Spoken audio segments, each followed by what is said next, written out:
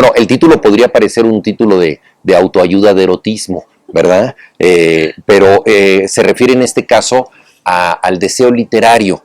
Los hermanos Grimm ampararon todos sus cuentos con este lema maravilloso que es entonces cuando desear todavía era útil. Ellos se referían a ese mundo de las hadas en los que tú podías pedir un deseo y se te concedía. Y yo creo que por extensión la literatura tiene que ver con ese gesto, con el hecho de pedir un deseo y que se te conceda.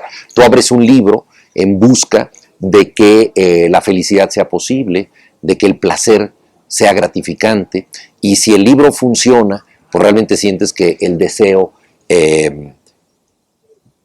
tuvo una llegada a buen término. Entonces, la escritura es una reflexión sobre la utilidad del deseo, sobre la necesidad de pedir algo y, por supuesto, la recompensa que puede entregar a cambio el escritor. A él no le hubiera gustado porque a él le encantaba criticar a todo mundo y le encantaba criticarme, éramos muy buenos amigos y él se la pasaba ejerciendo una de sus principales habilidades, que era la crítica, y muchas veces la crítica sarcástica. Entonces yo pienso que un retrato de Carlos Monsiváis pues tiene que incluir algo de su principal recurso, que es la crítica, de modo que se trata de un retrato muy elogioso, pero también con ciertas discrepancias, porque Monsiváis se ocupó de tantos temas que evidentemente es imposible estar de acuerdo en todo con él, y además su pensamiento está ahí para que nosotros pensemos por cuenta propia, así sea de otra manera. El libro en general trata de entender a los escritores como personajes literarios. Yo escribo cuentos y novelas y me gustaría pensar que mis ensayos tienen algo de ejercicios narrativos, es decir, se trata de vidas muchas veces tempestuosas, turbulentas, que han determinado la obra de los escritores y también el contexto en el que se han movido, la influencia que tuvieron de la religión, la política, la psicología de su tiempo, la cultura ambiente, todas estas cosas yo creo que determinan una obra. Entonces he tratado de hacer estos retratos con paisaje en donde se pueda no solamente entender qué escribieron estos autores, sino cuál fue su tiempo y cuál fue la vida que hizo posible esta escritura. Yo tuve una formación un poco rara porque estudié en el colegio alemán y caí en el grupo de los alemanes. Si tú le preguntabas a un niño de mi generación a los 6 años si sabía leer o escribir, te contestaba solo en alemán. Éramos involuntariamente pedantes porque estábamos en un grupo en donde solamente se nos enseñaba en ese idioma y llevábamos todas las materias en alemán, salvo lengua nacional. Yo creo que esta educación sirvió para que nada me guste tanto como el español. Obviamente fue una educación a contrapelo de mi propia lengua y por lo tanto mi lengua se convirtió en un exiguo espacio de libertad. Era la lengua del recreo, la lengua de los amigos, la lengua casi proscrita y la única en la que yo podía tener un rendimiento mejor. Yo era un mal alumno, nunca reprobé, pero siempre estuve a punto de hacerlo, me costaba mucho trabajo todo, en mi casa nadie hablaba alemán, yo soy el primogénito, entonces nadie me podía ayudar con las tareas, y yo me convencí evidentemente, y quizá con bastante motivo, de que yo era una persona inferior a los demás, que yo no podía con el estudio, porque mis compañeros que tenían nombres alemanes y familias que los podían ayudar, se relacionaban mucho mejor con el mundo del colegio. Entonces fue una educación muy tortuosa, muy difícil, muy neurótica. Yo tenía urticarias en los brazos, en casi todas las articulaciones, pesadillas terribles, y me costó mucho trabajo sobreponerme a esta pesadilla de haber aprendido en una lengua tan extraña y con un sentido además de la disciplina tan fuerte que tenía el colegio.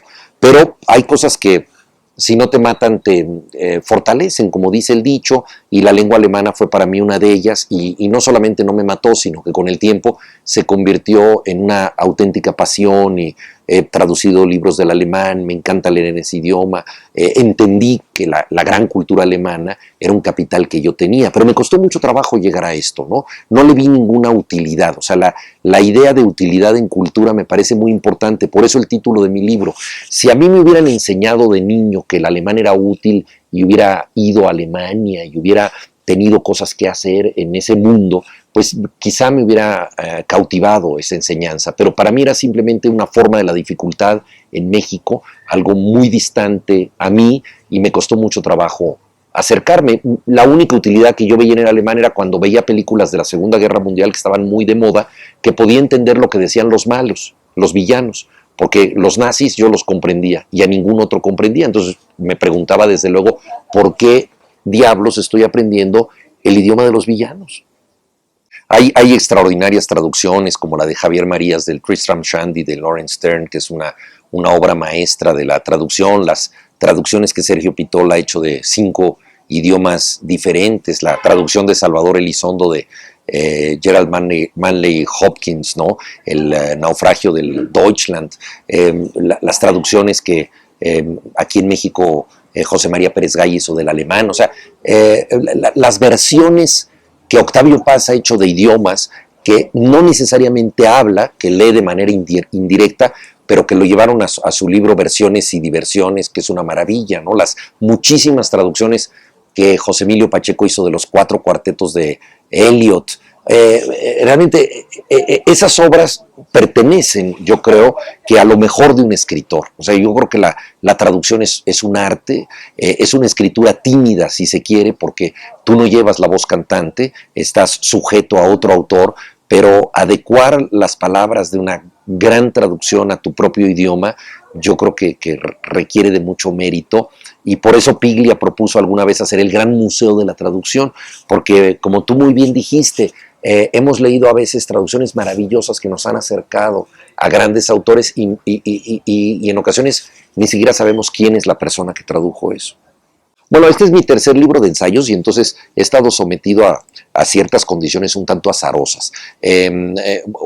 En vez de que se presenten las musas como mujeres maravillosas que estimulan la creación, muchas veces lo que sucede es que te habla un jefe de redacción furibundo y te dice: necesito un texto por favor ya, y lo tienes que entregar, y si no lo entregas se me va a reventar la úlcera y te puedo pagar esto, en fin, se hace una negociación que no tiene nada que ver con las musas, o más bien tiene que ver con otro tipo de musa, que es el jefe de redacción o el editor furibundo, y realmente hay mucho que agradecerle a estas personas, que casi te obligan a trabajar. En ocasiones la petición surge de alguien que conoce tus pasiones literarias, que sabe que tú has estado leyendo un autor y entonces te pide un prólogo sobre él, o te pide un ensayo, o es el aniversario de un autor. Entonces tiene que ver un poco con circunstancias azarosas. Otras son temas elegidos, ¿no? Y entonces mencionaba yo que es mi tercer libro porque hay algunos autores que se han reiterado, hay otros que están en sintonía con libros previos, y así sucesivamente. Quizás si alguna vez logro juntar todos los ensayos, pues tendrán otro tipo de orden, pero por ahora es el itinerario de alguien que es como un corte de caja, un corte parcial, ¿no?, de lecturas en los últimos 8 años. Bueno, el ensayo es para lectores no necesariamente especializados, pero que se interesan en leer no solo libros, sino libros sobre libros. Yo pertenezco a esos lectores. A mí me interesa mucho, cuando un autor me gusta, no solamente saber qué es lo que él escribió, sino cuáles son los autores que lo formaron. Y en libros de grandes ensayistas, pues yo he descubierto a muchos autores a los que después voy a acudir. Entonces,